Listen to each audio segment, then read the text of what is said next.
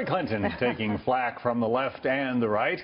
Even the New York Times editorial board is criticizing her now. An op-ed under the headline, "Hillary Clinton Drowning in Email," reads in part, "The reflex she is revealing again now to hunker down when challenged is likely to make her seem less personable to many voters, and it will surely inflame critics' charges of an underlying arrogance."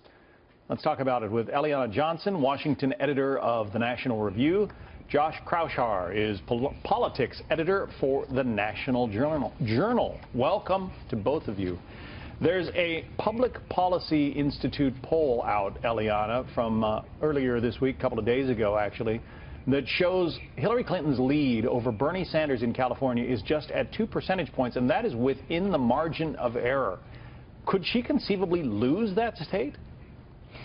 You know, John, it's an astonishing poll. California was supposed to be a strong state for Hillary Clinton because it's an incredibly diverse state. Hillary Clinton, of course, has done very well with minority voters, particularly with African Americans and Latinos, and Bernie Sanders has performed far better with white voters.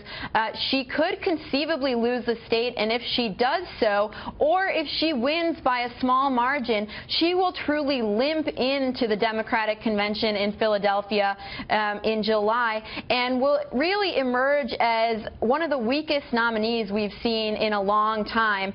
And the question really is, we've seen Trump get a bump after he clinched the nomination. Question is, will Hillary Clinton get a similar bump after she clinches the nomination? Will Bernie Sanders' supporters be convinced to vote for Hillary Clinton? That really could be the difference between victory and defeat in the general election. She is the presumptive nominee, after all, Josh. Why isn't she showing more muscle, I guess, as she heads into these final states?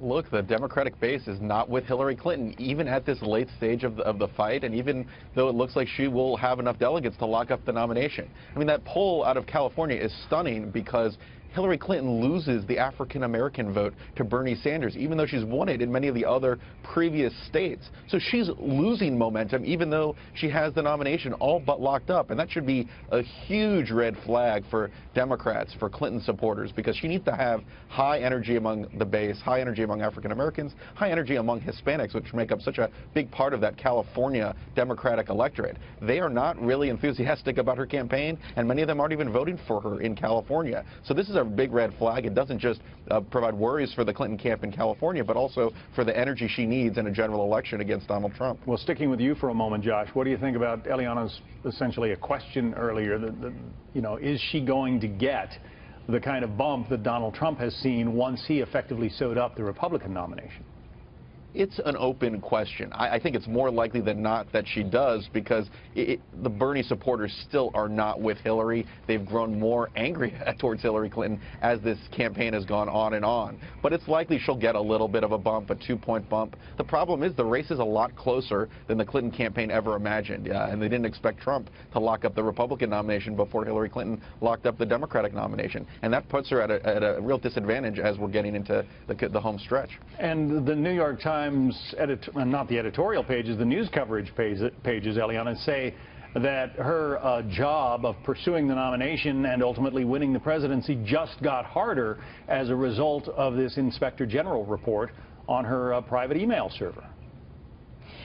You know, I don't actually think that it got significantly harder, but what I would say is that Democrats, Clinton supporters, they don't expect headlines like this, either about her email server, her mismanagement of emails, or about the Clinton Global Initiative and the various scandals associated with it to go away anytime between now and November when voters go to the polls. It's going to be something that looms over her head.